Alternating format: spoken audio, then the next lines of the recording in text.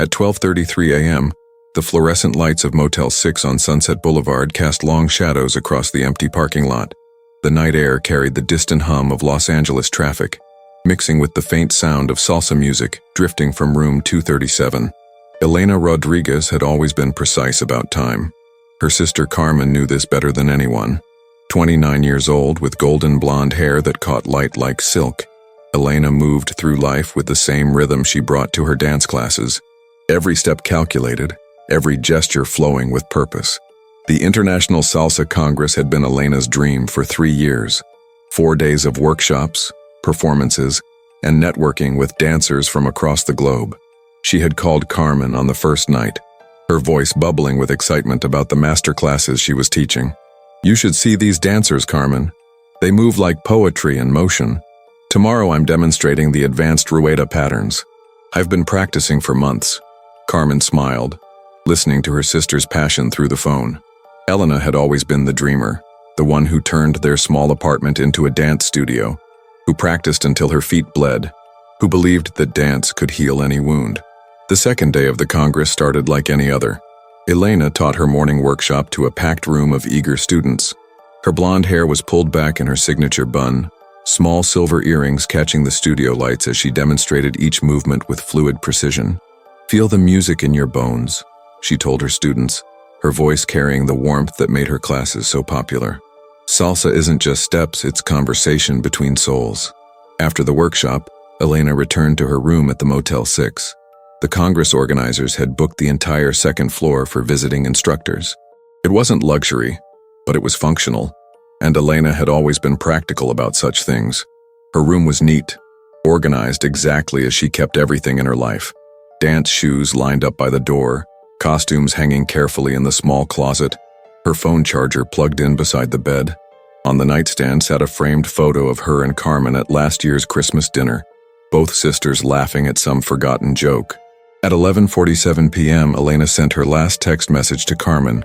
"Long day but amazing. These dancers are incredible.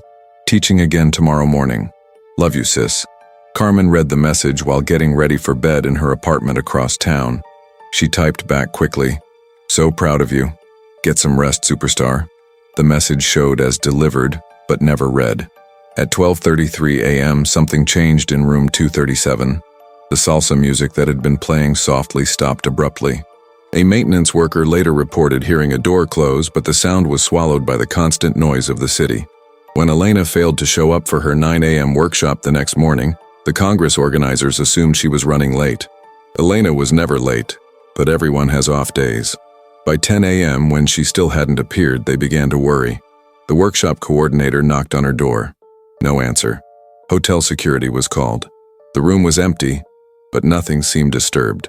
Elena's belongings were still there, her dance shoes still lined up by the door, her phone charger still plugged in, but Elena Rodriguez had vanished.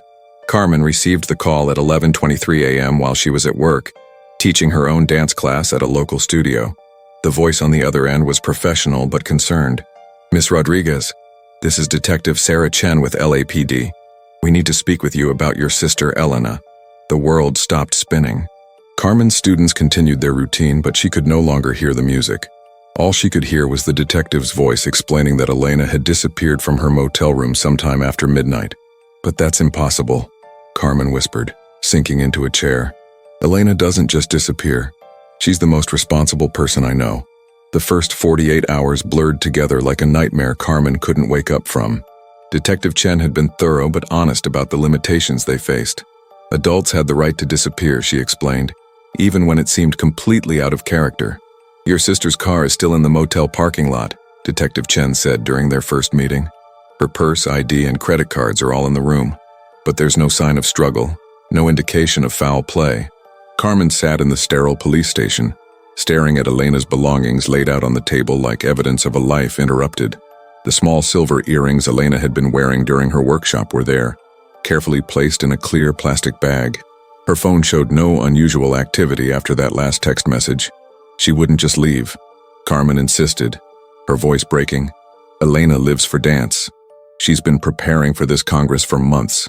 She would never abandon her students." The detective's expression was sympathetic but professional. We're treating this as a missing person case. We've interviewed the other Congress participants, hotel staff, reviewed security footage. Your sister left her room sometime between midnight and 1 a.m., but the cameras in that section of the hallway weren't functioning. Days turned into weeks. Carmen took leave from her own dance studio to coordinate the search efforts. She printed hundreds of flyers with Elena's photo, the one from their Christmas dinner where Elena's blonde hair caught the light and her smile seemed to promise that everything would always be okay. The salsa community rallied around the search.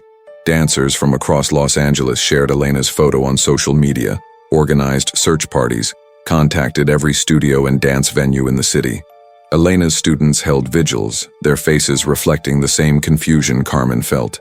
How does someone so vibrant, so present, simply vanish? Carmen moved through Elena's apartment like a detective, searching for clues the police might have missed. Everything was exactly as Elena had left it. Her dance shoes arranged by size, her costumes organized by color, her calendar marked with upcoming classes and performances that would never happen. On Elena's dresser sat a small music box their grandmother had given her years ago. When wound, it played a slow, haunting melody while a tiny dancer spun endlessly in place. Carmen found herself winding it obsessively, watching the figure turn and turn, trapped in its eternal dance. Months passed. The police investigation grew cold. Detective Chen still returned Carmen's calls, but there was less urgency in her voice, fewer leads to pursue. The Salsa Congress organizers sent flowers and condolences, as if Elena were already gone forever. Carmen's own dance classes became mechanical. She went through the motions teaching the steps Elena had helped her perfect, but the joy had drained from the movement. Her students noticed but said nothing, understanding that grief had its own rhythm. The first Christmas without Elena was unbearable. Carmen sat alone in her apartment staring at the empty chair where her sister should have been. She had bought Elena a gift months earlier, a new pair of professional dance shoes in Elena's favorite shade of red. The box sat unopened under Carmen's small tree, wrapped in silver paper that caught the light like Elena's earrings.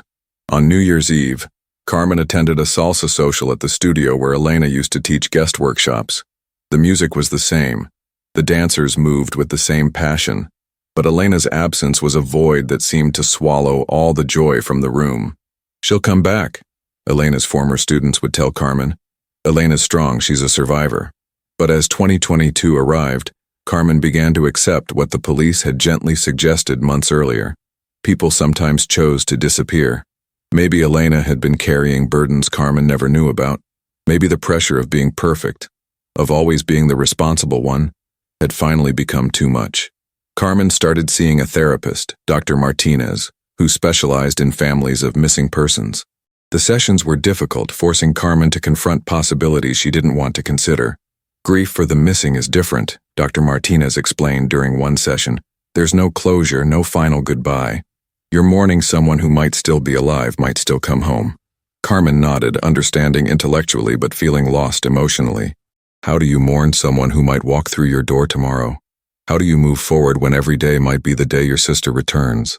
The dance studio where Carmen taught became her sanctuary and her prison. Every salsa song reminded her of Elena.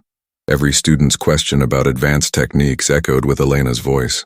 But it was also the place where Elena felt most alive, where her spirit seemed closest to the surface. As spring arrived, Carmen made a decision that surprised everyone, including herself.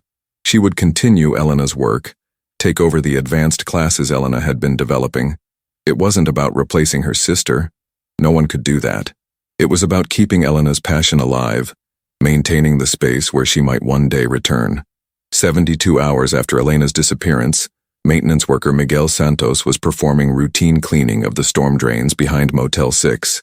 The Los Angeles spring had brought unexpected rainfall, and debris often clogged the drainage system.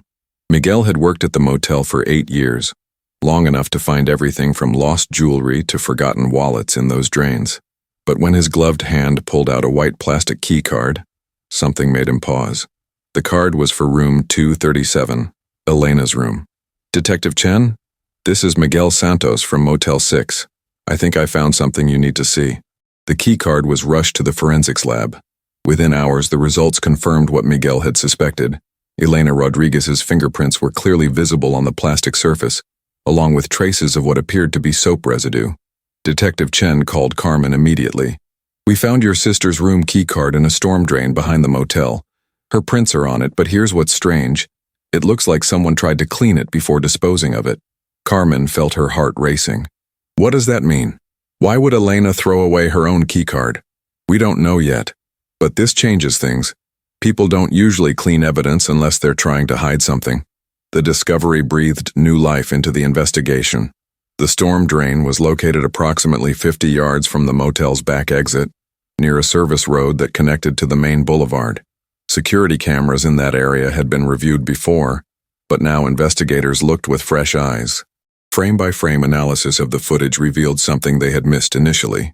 At 12:41 a.m., 8 minutes after Elena's room had gone silent, a figure could be seen moving quickly along the service road. The image was grainy, the lighting poor, but the person appeared to be carrying something small in their hands. The timestamp matches, Detective Chen explained to Carmen during their meeting. Someone left through that back exit just minutes after your sister's music stopped playing. Carmen studied the blurry footage on the detective's computer screen. The figure was too distant, too obscured by shadows to identify, but something about the movement seemed familiar. There was a fluidity to the person's gait, a rhythm that reminded her of a dancer. Could that be Elena? Carmen asked, her voice barely a whisper. It's possible. The height and build are consistent. But why would she leave through the back exit? And why dispose of her keycard? The questions multiplied faster than the answers. Forensics teams returned to the motel, this time focusing on the service road and the area around the storm drain. They found additional evidence, scuff marks on the pavement that suggested someone had been moving quickly, possibly running. More intriguingly, they discovered traces of the same soap residue found on the keycard. Chemical analysis revealed it to be an industrial-grade cleaning solution, the type used by professional cleaning services. But Motel 6's housekeeping staff used different products entirely. Carmen found herself returning to the motel repeatedly, standing in the parking lot where Elena's car had been found, walking the path to the storm drain where the keycard was discovered. The motel manager, Mrs. Patterson, had grown accustomed to seeing her there. Your sister was polite, Mrs. Patterson told Carmen during one of these visits. Quiet, kept to herself. But I remember thinking she seemed nervous about something that last day. Nervous how? She asked about the back exits, wanted to know if they were locked at night. Said she was a light sleeper and worried about noise from the main road. I thought it was odd. Most guests complain about noise from inside the motel, not outside. This detail hadn't appeared in any police report. Carmen immediately called Detective Chen, who arranged to re-interview Mrs. Patterson. The conversation revealed additional details that painted a different picture of Elena's final day. Elena had made several phone calls from the motel's lobby phone, despite having her cell phone with her. She had asked about local transportation options, specifically bus routes that ran late at night. Most puzzling, she had inquired about the nearest Western Union location. Western Union? Carmen repeated, confused. Elena never used wire transfers. She did everything electronically. Detective Chen was equally puzzled. We checked her bank accounts, remember? No unusual transactions, no large withdrawals. If she was planning to send money somewhere, she never followed through. The investigation took on new urgency. Elena's phone records were re-examined, this time focusing on the days leading up to the Congress. Hidden among routine calls to students and family were 3 calls to a number registered to a private investigation firm in downtown Los Angeles. Carmen felt the ground shifting beneath her feet. Elena hired a private investigator? Why didn't she tell me? We're trying to contact the firm now, but Carmen, you need to prepare yourself. People usually hire investigators when they're looking into something they can't handle through normal channels. That night, Carmen sat in Elena's apartment surrounded by her sister's belongings, trying to reconcile the Elena she knew with this new information. Elena, who told Carmen everything, had been keeping secrets. Elena, who was always so open, had been conducting some kind of private investigation. Carmen opened Elena's laptop, something she had avoided doing before out of respect for her sister's privacy. But privacy seemed less important now than answers. Most of the files were dance-related, choreography notes, student records, music playlists. But buried in a folder labeled Personal was a document that made Carmen's blood run cold. It was a birth certificate, not Elena's. Carmen had seen Elena's birth certificate many times. This one belonged to someone named Isabella Martinez, born in Mexico City in 1992, the same year Elena was born. At the bottom of the document in Elena's handwriting was a single question. Who am I really? The birth certificate changed everything. Carmen stared at the document for hours, her mind racing through memories, searching for clues she might have missed. Elena Rodriguez, or Isabella Martinez, had been living a lie for 29 years. Detective Chen arrived at Elena's apartment within an hour of Carmen's frantic phone call. She examined the document carefully, her expression growing more serious with each detail she absorbed. "This explains the private investigator," Detective Chen said quietly. "Your sister was trying to uncover her real identity." Carmen felt like she was drowning. "But that's impossible, we grew up together. I remember Elena as a baby, her first steps, her first dance recital. How could she not be who I thought she was?" Adoption records from the early 1990s weren't always properly documented, especially for children brought across borders. "It's possible your parents never told either of you the truth." The private investigation firm, Meridian Research, finally returned Detective Chen's calls. The conversation was brief but illuminating. Elena had hired them 6 months earlier to investigate her birth records after discovering discrepancies in her Social Security documentation while applying for a passport to attend international dance competitions.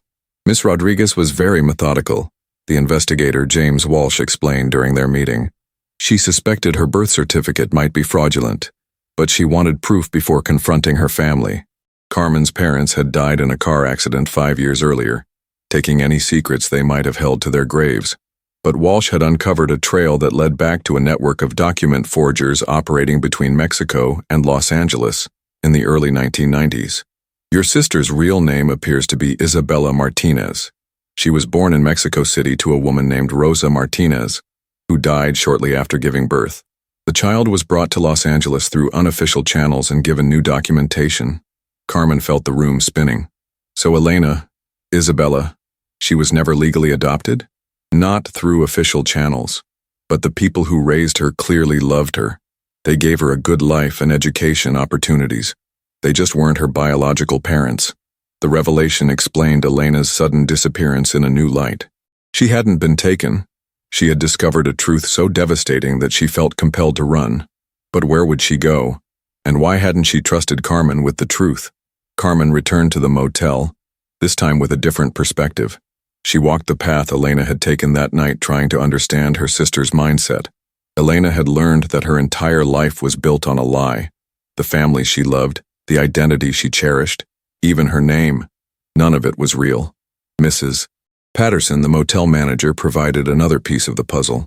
"I remember now, your sister asked about the Mexican consulate, wanted to know how far it was, what their hours were. I thought she was just curious about the area." The Mexican consulate was 12 miles from the motel. Bus route 720 ran directly there, with late-night service until 2 a.m. Elena could have easily made the journey that night. Detective Chen contacted the consulate, but their records showed no visit from Elena Rodriguez or Isabella Martinez. However, the security guard from that night remembered a young blonde woman who had approached the building around 1:30 a.m., only to find it closed. She had sat on the steps for nearly an hour before walking away. She looked lost, the guard recalled, like she was carrying the weight of the world on her shoulders. Carmen began to understand Elena's emotional journey that night. Her sister had discovered that everything she believed about herself was false. In her confusion and pain, she had tried to reach out to her true heritage, only to find more closed doors. But the story didn't end there. Walsh, the private investigator, had continued his research even after Elena's disappearance. He had located Rosa Martinez's family in Mexico City, Elena's real family, who had been searching for Isabella for nearly 3 decades. Rosa's sister, Maria Martinez, never stopped believing that Isabella was alive somewhere, Walsh explained. "When I contacted her about Elena's case, she broke down crying. She's been looking for her niece for 29 years. Carmen felt a complex mix of emotions. Joy that Elena had family who loved her, but also a deep sadness that this discovery had driven her sister away. Elena had run not from danger, but from the overwhelming complexity of having 2 families, 2 identities, 2 lives that could never be reconciled. The investigation took on new dimensions. If Elena had made contact with her Mexican family, she might have crossed the border. Detective Chen coordinated with Mexican authorities, but the trail remained cold. 3 months after the Keycard discovery, Carmen received an unexpected phone call. The voice was hesitant, speaking accented English mixed with Spanish. "Is this Carmen Rodriguez? I am Maria Martinez. I think I am the aunt of your sister." Carmen's heart stopped. "Have you heard from Elena? Is she with you?" "No, mija, but I have something that belongs to her. Something she sent to me." Maria explained that 2 weeks earlier she had received a package with no return address. Inside was a small silver music box, the same one that had sat on Elena's dresser, the one their grandmother had given her. With it was a note, written in Spanish. "I am Isabella, but I am also Elena. I need time to understand who I am meant to be." Carmen felt tears streaming down her face. Elena was alive. She was struggling, searching for her identity, but she was alive, and somehow, she had found a way to connect with the family she had never known existed. "She also sent this," Maria continued, her voice breaking. "A photograph of the two of you dancing. On the back she wrote, 'My sister Carmen taught me that love transcends blood. Someday I will be strong enough to love both my families.'" Carmen clutched the phone, understanding finally that Elena's disappearance wasn't about running away from her life. It was about finding the courage to embrace all of who she was. 2 years had passed since Elena's disappearance when Carmen received the call that would change everything. It came on a Tuesday morning while she was teaching an advanced salsa class, the same class Elena had been developing before she vanished. "Carmen Rodriguez?" The voice was professional but warm. "This is Dr. Sarah Mendez from St. Mary's Hospital in San Diego. We have a patient here who has been asking for you." Carmen's hands trembled as she stepped away from her students. "Is it Elena? She says her name is Isabella Elena Martinez Rodriguez. She was brought in 3 days ago after collapsing at a dance studio downtown. She's been living under difficult circumstances, but she's stable now." The drive to San Diego felt endless. Detective Chen, who had become more friend than investigator over the past 2 years, accompanied Carmen. They had maintained hope, but hope had grown fragile with time. St. Mary's Hospital sat in a quiet neighborhood, its white walls gleaming in the afternoon sun. Carmen's legs felt unsteady as she walked through the corridors, following Dr. Mendez to room 314. "She's been malnourished and exhausted," Dr. Mendez explained gently. "But physically she's going to be fine. Emotionally, she's been carrying a heavy burden. She's been working at various dance studios under different names, sending money to family in Mexico while trying to figure out how to come home." Carmen paused outside the door, her hand on the handle. 2 years of wondering, of hoping, of grieving someone who wasn't dead. 2 years of questions were about to be answered. Elena sat by the window, her blonde hair longer now, pulled back in a simple ponytail. She had lost weight and there were lines around her eyes that hadn't been there before. But when she turned and saw Carmen, her smile was exactly the same. "Hermanita," Elena whispered, using the childhood nickname she hadn't spoken in years. Carmen crossed the room in 3 steps, wrapping her sister in an embrace that felt like coming home. They held each other without words, 2 years of separation dissolving in the warmth of reunion. "I'm so sorry," Elena finally whispered. "I'm so sorry I left without explaining. I didn't know how to be both people at once." Carmen pulled back to look at her sister's face. "You don't have to choose. You never had to choose." Elena's story unfolded slowly over the following days. After leaving the motel that night, she had indeed gone to the Mexican consulate, hoping to find answers about her identity. When she found it closed, she had wandered the streets until dawn, eventually taking a bus to Mexico City using money she had withdrawn from an ATM. "I found Tia Maria," Elena explained, her voice soft with emotion. "She welcomed me like I had never been gone. But Carmen, I realized something there. I am Isabella Martinez. That's my blood, my heritage. But I'm also Elena Rodriguez. You and Mama and Papa, you made me who I am too." Elena had spent months in Mexico City, learning about her birth mother Rosa, understanding the circumstances that had led to her adoption. Rosa had been young, alone, and desperate to give her daughter a better life. The people who became Elena's parents had been unable to have children, and had loved Isabella as their own from the moment they held her. "There was no villain in this story," Elena said, tears in her eyes. "Just people trying to do their best with impossible circumstances." But the emotional weight of living between 2 worlds had taken its toll. Elena had returned to California after 6 months, But instead of coming home, she had tried to build a new life that honored both her identities. She worked at different dance studios, teaching under the name Isabella Martinez, sending money to support her extended family in Mexico, while trying to find the courage to face Carmen. I was ashamed, Elena admitted.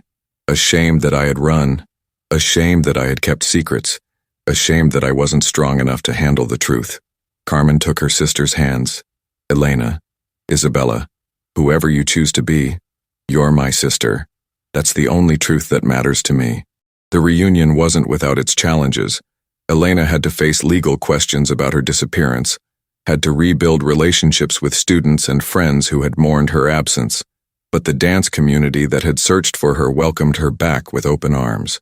6 months later, Elena opened a new dance studio, Raíces y Alas, Roots and Wings.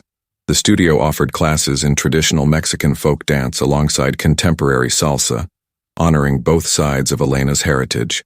Carmen became her business partner, and together they created a space where identity could be fluid, where people could honor their past while embracing their future. On the studio's opening night, Elena stood before a crowd of students, family, and friends.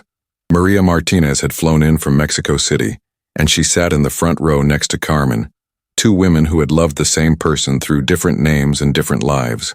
Dance taught me something important, Elena said, her voice carrying the same warmth that had always made her classes special. In salsa, we have a concept called rueda, the wheel. Dancers move in and out of the circle, changing partners, changing positions, but always returning to the center. Life is like that too. We can explore, we can change, we can become different versions of ourselves. But love, real love, always brings us home. As the music began and couples filled the dance floor, Carmen watched her sister move with the same fluid grace she had always possessed. But now there was something new in Elena's dancing, a completeness, a peace that came from finally understanding that she didn't have to choose between the different parts of herself. The small music box from their grandmother sat on the studio's reception desk, its tiny dancer spinning endlessly. But now Carmen understood that the figure wasn't trapped in its eternal dance. It was free, moving to a rhythm that would never end, just as Elena had found her own rhythm between two worlds, two families, two names that both belonged to the same beautiful soul. Elena Rodriguez and Isabella Martinez were the same person, and that person was finally, completely home.